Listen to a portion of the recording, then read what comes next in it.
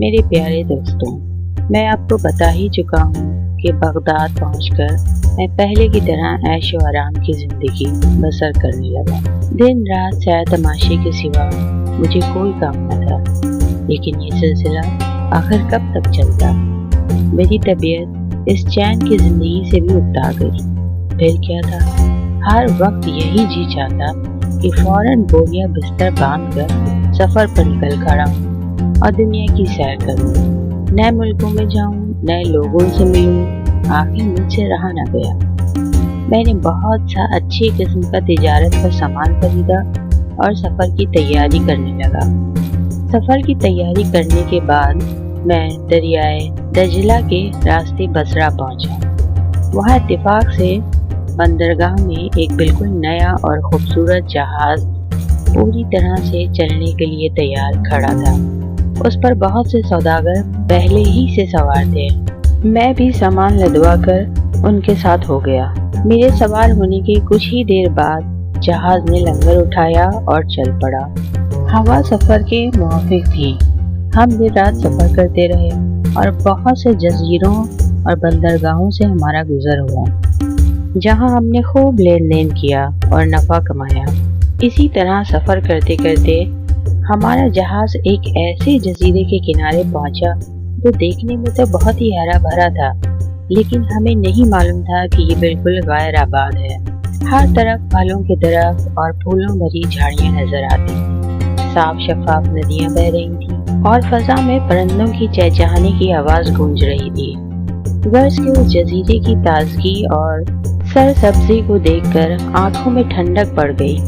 کپتان نے لنگر ڈال دیا اور ملاح، مسافر اور سوداگر جھٹ پٹ اتر کر جزیرے کی سیر سے دل بہلانے لگے اور تازہ میوے اور پھل کھانے لگے۔ میں بھی ان کے ساتھ تھا۔ ہرے بھرے جنگل میں ٹہلتا ٹہلتا میں ذرا دور نکل گیا۔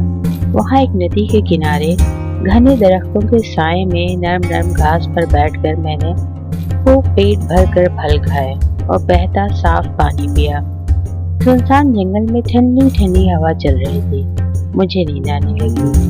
میں گھاس پر لیٹ گیا اور مجھے پتہ ہی نہیں چلا کہ کب میری آنکھ لگ گئی۔ مجھے نہیں معلوم کہ میں کتنی ہی دیر تک سویا رہا۔ جب میری آنکھ کھلی تو مجھے تنہائی کا احساس ہوا۔ میں نے اٹھ کر اپنے ساتھیوں کو تلاش کرنا چاہا، مگر ان کا کوئی سراغ نہ ملا۔ اب تو میں گھبرایا اور ساحل کی طرف دوڑا۔ ساحل ویران پڑا تھا۔ دور دور تک جہاز کا کہیں نام و نشان نہیں تھا۔ غور سے دیکھنے پر بہت دور نیلے سمندر پر ایک سفید سا نقطہ نظر آیا۔ کچھ دیر بعد وہ بھی آنکھوں سے اوجھل ہو گیا۔ جہاز مجھے جزیرے پر بے یار و مددگار چھوڑ کر چلا گیا۔ ایسا معلوم ہوتا تھا کہ جب جہاز روانہ ہونے لگا تو کسی کو میرا خیال ہی نہ آیا۔ کسی نے یہ بھی نہیں سوچا کہ سندباد واپس آیا ہے کہ نہیں۔ بغیر سوچے اور بغیر یہ دیکھے کہ تمام مسافر سوداگر جہاز پر سوار ہو گئے ہیں کہ نہیں، بنا کچھ بھی جانچے پرکھے دیکھے بھالے بغیر وہ جہاز وہاں سے چلا گیا۔ خود کو جزیرے پر اکیلا پا کر میرے ہوش گم ہو گئے۔ میں ساحل پر پچھاڑے کھانے لگا اور اپنے بال نوچنے لگا۔ میں نے کہا، سندباد، اب تم مارے گئے۔ پچھلے سفر میں تو کچھ بھلے مانس ایسے مل گئے تھے جو مجھے ویرانے سے نکال کر آبادی میں چھوڑ آئے تھے، لیکن اس اجاڑ جزیرے پر کون میری مدد کو آئے گا؟ میں بڑا ہی احمق ہوں۔ اچھا بھلا بغداد میں بیٹھا تھا، 100 طرح کے آرام تھے۔ یہ بیٹھے بٹھائے مجھے کیا سوچی کہ گھر بار چھوڑ چھاڑ کر سفر پر نکل پڑا۔ پچھلی بار اتنی مشکل سے جان بچی تھی، لیکن میں نے کسی بات سے سبق حاصل نہ کیا۔ اب پچھتانے سے کیا ہوتا ہے؟ سندباد، تو اس جزیرے پر مر کھپ جائے گا اور تیرے جینے مرنے کی کسی کو کانوں کان خبر بھی نہ ہوگی۔ غرض بہت دیر تک میں اسی طرح اپنے آپ کو کوستا رہا اور دل ہی دل میں کوڑتا رہا۔ مجھے یقین سا ہو گیا کہ اب میرا بچنا محال ہے۔ ساحل پر کب تک بیٹھا رہتا؟ اٹھ کر ادھر ادھر پاگلوں کی طرح گھومنے لگا۔ سمجھ میں ہی نہیں آتا تھا کہ کیا کروں اور کہاں جاؤں۔ مجھے کسی کل چین نہیں تھا۔ یوں ہی پھرتے پھرتے مجھے خیال آیا کہ کسی اونچے سے درخت پر چڑھ کر چاروں طرف دیکھنا تو چاہیے، شاید کوئی آبادی یا راستہ دکھائی دے جائے۔ چنانچہ میں ایک بہت اونچے درخت پر چڑھ کر हर तरफ देखता रहा, मगर नीले आसमान, नीले समंदर, हरे जजीरे और रेतीले साहिल और उड़ते परिंदों के सिवा कुछ नजर न आया।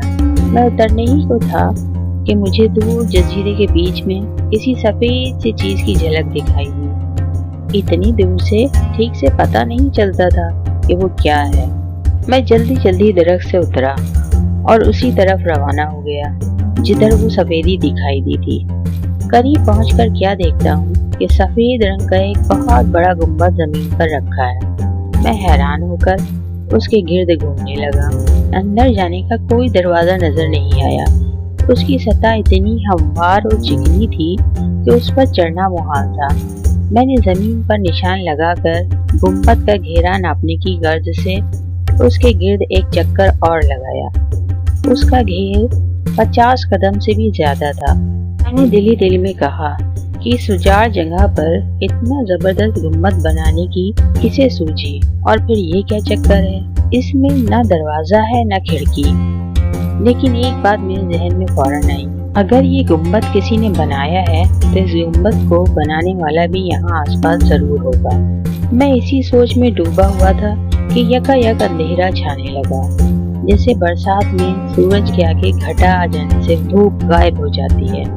मैंने आसमान की तरफ देखा तो एक हद से ज्यादा लंबा चौड़ा परिंदा हवा में मंडराता नजर आया। उसके पर इस कदर लंबे थे कि सूरज उनकी आड़ में आ गया था और जजीरे पर अंधेरा छाने लगा था। उस देवजात परिंदे को देखते ही मुझे एक बात याद आ गई जो मैंने लड़कपन में बड़े बूढ़े जहां दीदा सयाहों से सुनी थी। वो बताते थे कि हमारे बगदाद से समंदरों दूर बाल जजीरे पर रुख नामी एक हैबतनाक परिंदा रहता है। वो हाथी पकड़ पकड़ कर खाता है। जो परिंदा सालिम हाथी खा जाता हो, उसके कद कामत और पैरों की लंबाई का क्या कहना। रुख को देखते ही मुझे पता चल गया कि जिसे मैं गुंबद समझ रहा था वो दरअसल रुख का अंडा है।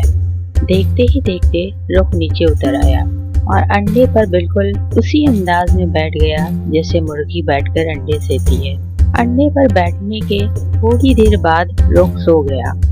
मैंने दिल में सोचा, वाह अल्लाह मियां, तुम्हारी कुदरत की किस मुंह से तारीफ की जाए। सारी दुनिया सोती है, तुम सदा जागते रहते हो। मैंने अपनी पगड़ी उतारी और उसे खूब बल दिए, यहाँ तक कि वो रस्सी की तरह हो गई। इसके बाद मैंने उसका एक सिरा कस कर अपनी कमर से और दूसरा रुख की टांग से बांधा और इंतजार करने लगा। मैंने सोचा, हो सकता है ये रुख मुझे किसी ऐसी जगह पहुंचा दे जो इंसानों की आबादी से करीब हो। इस वीरान जजीरे में पड़े रहने से क्या फायदा। मैं उसकी टांग से बंधा सुबह की राह देखने लगा। खुदा खुदा करके वो पहाड़ सी रात कटी और मशरिक में सुबह का उजाला नमदार हुआ। रोशनी होते ही रुख अंडे पर से उठा और जोर से चीख मारी, जिससे सारा जजीरा दहल गया और फिर पर फैलाकर उड़ने लगा। मैं भी उसकी टांग से बंधा उड़ा जा रहा था। रुख होते होते इतना बुलंद हुआ कि जमीन जरा सी नजर आने लगी और मैं समझा कि हम आसमान को छूने वाले हैं। कुछ देर इतनी बुलंदी पर उड़ने के बाद उसने उतरना शुरू किया और नीचे पहुंचकर एक पहाड़ पर उतर गया। उसके उतरने की देर थी कि मैंने जल्दी से पगड़ी खोली और दबे पांव चलता हुआ अलग जाकर खड़ा हो गया। मुझे डर था कि कहीं उसे मेरी मौजूदगी का पता न चल जाए। वो मेरे हल्के से चोंच भी मार देता तो मैं वहीं ढेर हो जाता। खुशकिस्मती से उसे मेरी खबर भी न हुई। मेरे देखते ही देखते उसने झपट्टा मारा और कोई बड़ी लंबी सी काली चीज पंजों में दबाकर उड़ गया। मैंने गौर से देखा तो पता चला कि रुख एक जबरदस्त अजदहे को उठाकर ले जा रहा है। रुख के जाने के बाद मैंने इर्द गिर्द नजर दौड़ाई। देखा कि मैं एक पथरीली ढलान पर खड़ा हूँ। मेरे कदमों तले एक बहुत गहरी और लंबी चौड़ी वादी है जिसमें सिवाय पत्थरों के कुछ नहीं, और मेरे सर पर हर तरफ दीवार की तरह सीधे पहाड़ आसमान से बातें कर रहे हैं। वो मंजर देखकर मेरे होश उड़ गए और मैंने दिल ही दिल में अपने आप को कोसना शुरू किया। इस आफत की जगह से तो वो जजीरा ही बेहतर था। वहाँ भूखे प्यासे मरने का खतरा तो नहीं था। यहाँ इन पहाड़ों पर और इन काले पत्थरों की वादी में पेट भरने और प्यास बुझाने की कोई सूरत नजर नहीं आती। कोई पेड़ तक नहीं कि आदमी थक हार कर घड़ी तो घड़ी उसके साए में सस्ता ले। यहाँ से जाऊं तो कहाँ जाऊं? इन ऊंचे सीधे पहाड़ों पर कौन चढ़ सकता है? पहले उस जजीरे पर कैद था, जतन करके वहां से छूटा तो यहाँ फंसा, और ये कैद पहले से भी ज्यादा बदतर है। वहाँ जंगली मेवे खाने और नदी का पानी पीने को तो मिल जाता था, अब उससे भी हाथ धोने पड़े। बाहरी किस्मत। गर्ज इसी तरह बड़बड़ाता हुआ मैं आगे बढ़ता गया। ढलान उतरकर वादी में पहुंचा। ये देखकर मेरी हैरत की इंतहा न रही कि वो वादी एक सिरे से दूसरे सिरे तक हीरों से पटी पड़ी है।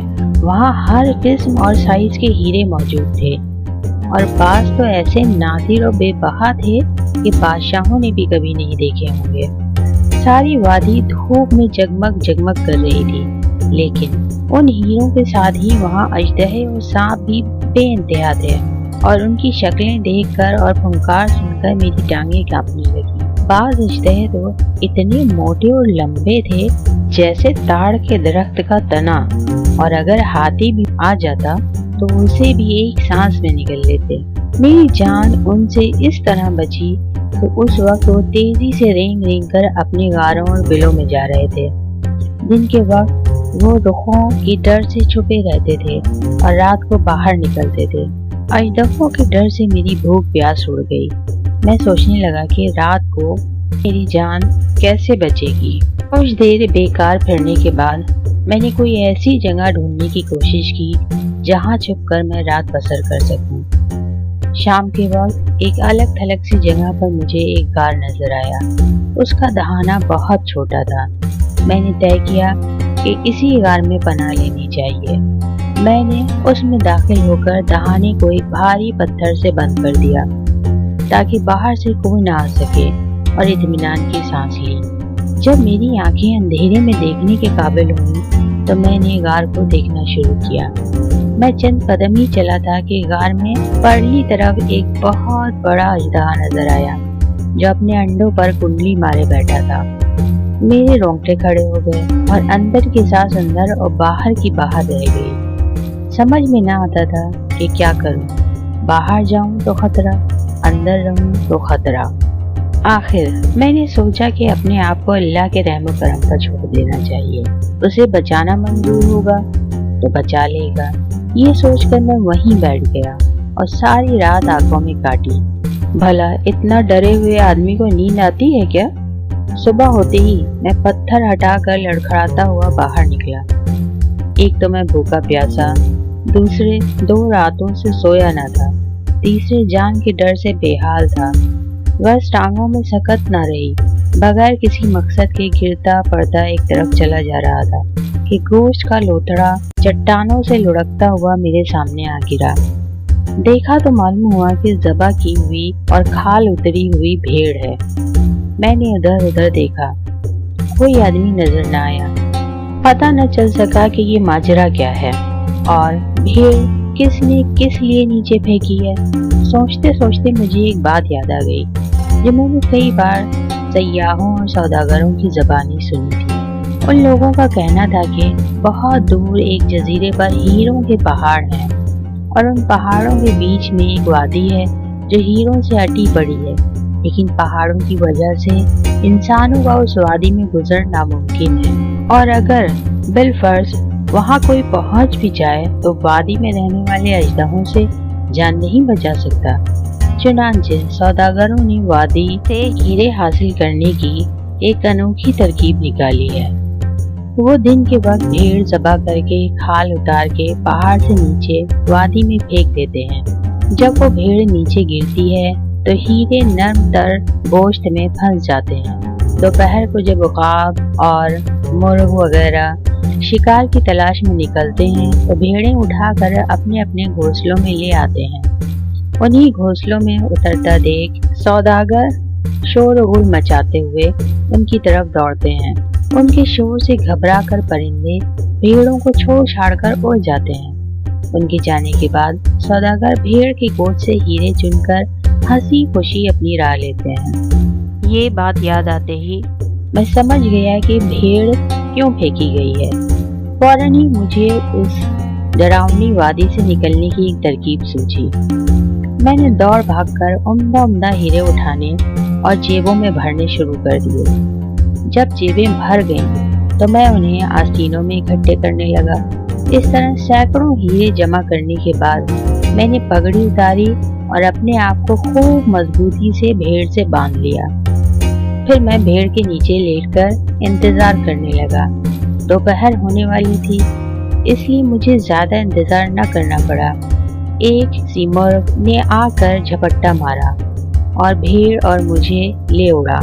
उड़ते उड़ते वो पहाड़ की चोटी पर जा उतरा और भेड़ को नोचकर खाया ही चाहता था। एक तरफ से ढोल पीटने और चीखने चिल्लाने की आवाजें आईं और इस कदर शोर हुआ कि सिमर भेड़ को छोड़कर उड़ गया। मैंने फौरन पगड़ी खोली और भेड़ के पास खड़ा हो गया। मेरा हुलिया बड़ा अजीब था। कपड़े खून में लिथड़े हुए थे और चेहरे पर जगह जगह खून लगा हुआ था। इतने में जिधर से शोर हुआ था, उधर से एक आदमी मेरी तरफ दौड़ा हुआ आया। जब उसकी नजर मुझ पर पड़ी तो हक्का बक्का रह गया और डर के मारे उसने मेरी तरफ दोबारा देखा भी नहीं, बल्कि बढ़कर भेड़ को उलटने पलटने लगा। उसमें हीरे कहाँ बाकी रहे थे? वो तो मैंने सबसे पहले हथिया लिए थे। जब तलाश के बावजूद कोई हीरा उसके हाथ ना लगा, तो उस आदमी ने अपनी पगड़ी उतारकर जमीन पर दे मारी और बाल नोचकर बोला, मैं लुट गया, मैं तबाह हो गया, मेरी सारी मेहनत अकारत गई। ये क्या मुअम्मा है मेरे खुदा। मैं उसे ढाढ़स देने के लिए आगे बढ़ा तो वो खौफजदा होकर पीछे हटने लगा और कांपती हुई आवाज में बोला, तुम कौन हो और यहाँ कैसे आए? मैंने जवाब दिया, साहब मुझसे डरने की जरूरत नहीं, मैं कोई जिन भूत नहीं बल्कि आप ही की तरह का इंसान हूँ। सौदागरी मेरा पेशा है। अगर आप मेरे इस पहाड़ पर पहुँचने का किस्सा सुनेंगे तो दंग रह जाएंगे और कहेंगे कि वाकई ऐसी बातें तो कभी ख्वाब में भी नहीं देखी। मेरा किस्सा इंतहाई हैरत अंगेज है, लेकिन इससे पहले कि मैं उसे बयान करूं, आप मेरी तरफ से तोहफे के तौर पर ये हीरे कबूल फरमाइए जो मैं अजदहों की वादी से चुनकर लाया हूँ। ये कहकर मैंने बहुत से कीमती हीरे उसे पेश किए। वो उनकी चमक दमक, वजन और खूबसूरती देखकर हैरान रह गया और मुझे दुआएं देने लगा। हम अभी बातें कर ही रहे थे कि उस सौदागर के और साथी भी आ पहुंचे। उन सब ने मेरे गिर्द मजमा लगा लिया और मेरी कहानी सुनने लगे। पूरा किस्सा सुनकर उन्हें बड़ा चंभा हुआ और वो बोले, सच है, जिसे अल्लाह बचाना चाहे उसका कोई बाल भी बाका नहीं कर सकता। तुम पर अल्लाह का खास करम है, वरना हमने तो आज तक किसी आदमी को हीरों की वादी में जाते और जिंदा सलामत लौट कर आते हुए नहीं देखा। इसके बाद वो मुझे अपने साथ अपने खेमे में ले गए, जहाँ उन्होंने मेरी खूब खातिर तवाज़ी की। मैंने भी पेट भर कर खाना खाया और फिर लंबी तान कर सो गया। अगली सुबह हम वहाँ से रवाना हुए और पहाड़ों सफर करते हुए आखिर समंदर के किनारे पहुँच गए। वहाँ से जहाज पर सवार होकर हम एक खुशगवार जजीरे के साहिल पर लंगर अंदाज हुए, जहाँ बड़ा घना जंगल था और इतने बड़े बड़े दरख्त थे कि उनके साए में 100 आदमी आराम से बैठ सकते थे। काफूर उन्हीं दरख्तों से हासिल किया जाता है। उसका तरीका ये है, काफूर निकालने वाला किसी नोकदार चीज से दरख्त के तने में सुराख कर देता है। उस सुराख में से एक अर्ख टपक टपक कर नीचे रखे हुए बर्तन में जमा हो जाता है। उस अर्ख की जमी हुई शक्ल को काफूर कहते हैं। उस जजीरे में गेंडा भी पाया जाता है। ये गेंडा वहाँ मैदानों में गाय भैंसों की तरह चरता फिरता है और उसके माथे पर एक बड़ा सा सींग होता है। बाज लोग उस सींग को 10 गज लंबा बताते हैं। सयाहों का कहना है कि गेंडा इतना ताकतवर जानवर है कि बड़े से बड़े हाथी को टक्कर मारकर अपने सींग में पिरो लेता है और उठाए उठाए फिरता है। जब हाथी उसके सींग के ऊपर ही मर जाता है اور دھوپ کی تیزی سے اس کی چربی پگھل کر بہتی ہوئی گینڈے کی آنکھوں میں پڑ جاتی ہے اور وہ اندھا ہو جاتا ہے۔ اس کے بعد رخ مرے ہوئے ہاتھی اور اندھے گینڈے کو اٹھا کر لے جاتا ہے اور اپنے بچوں کو کھلاتا ہے۔ یہ باتیں میں نے مسافروں اور سیاحوں سے سنی اور اپنی آنکھوں سے نہیں دیکھی۔ خدا ہی بہتر جانتا ہے کہ ان باتوں میں کتنا جھوٹ اور کتنا سچ ہے۔ میں نے کچھ ہیرے تو بڑی بھاری قیمت پر فروخت کر دیے اور کچھ کے بدلے 1000 طرح کا عمدہ اور بکاؤ تجارتی مال خرید کر اپنے جہاز پر لدوا دیا۔ جب ہوا موافق نظر آئی تو ہم وہاں سے روانہ ہوئے اور جزیروں کی سیر کرتے ہوئے مختلف بندرگاہوں میں ٹھہراتے آخر صحیح سلامت بصرہ پہنچ گئے۔ وہاں چند دن سستا کر میں نے بغداد کا راستہ لیا اور زر و جواہر اور تجارتی مال سے لدا پھندا گھر پہنچا۔ میری واپسی کی خبر سنتے ہی دوست اور رشتہ دار آ کر جمع ہو گئے اور خدا کا شکر ادا کرنے اور مجھے مبارکباد دینے لگے۔ میں نے انہیں بہت سے تحفے دیے، شہر کے محتاجوں کو کھانا کھلایا اور غریب آدمیوں کی مدد کی۔ بغداد میں پہنچنا تھا اور گھر کا آرام ملنا تھا کہ میں چند ہی دن میں سفر کی مصیبتیں بھول گیا اور عیش کی زندگی بسر کرنے لگا۔ میرے گھر میں ہر وقت دوستوں کا مجمع رہتا، جیسا کہ آپ لوگ ابھی دیکھ رہے ہیں۔ ہنسی مذاق رہتا، دعوت اڑتی، لوگ دور دور سے آ کر میرے سفر کا قصہ سنتے اور حیران ہوتے۔ غرض کہ یہ تھی میرے دوسرے سفر کی کہانی۔ خدا نے چاہا تو کل آپ حضرات کو اپنے تیسرے سفر کے واقعات سناؤں گا۔ یہ کہہ کر سندباد چپ ہو گیا۔ شام ہو چکی تھی۔ ہال میں فانوس روشن کیے گئے اور دسترخوان بچھایا گیا۔ سب لوگ اطمینان سے کھانے پینے اور گپے لڑانے لگے۔ جب دعوت ختم ہو گئی تو سندباد جہازی نے جمالی کو 100 اشرفیاں پھر دی اور کہا کہ کل ضرور آنا۔ جمالی نے خوش ہو کر اشرفیاں لے لیں اور سندباد کو دعائیں دیتا ہوا اپنے گھر کی طرف چل دیا۔ راستے بھر وہ سندباد کے حیرت انگیز سفر پر غور کرتا رہا۔ کبھی اسے رخ کا خیال آ جاتا، کبھی ہیروں کی وادی یاد آ جاتی جہاں اژدہے دن کو چھپ کر سوتے اور رات کے وقت باہر نکلتے تھے۔ رات کو اپنے گھر سویا اور اگلے دن فجر کی نماز پڑھ کر سندباد کی حویلی کی طرف چل دیا۔ سندباد جہازی نے اسے خوش آمدید کہا۔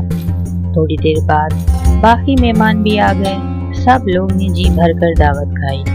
پھر سندباد نے اپنے تیسرے سفر کا قصہ سنانا شروع کیا۔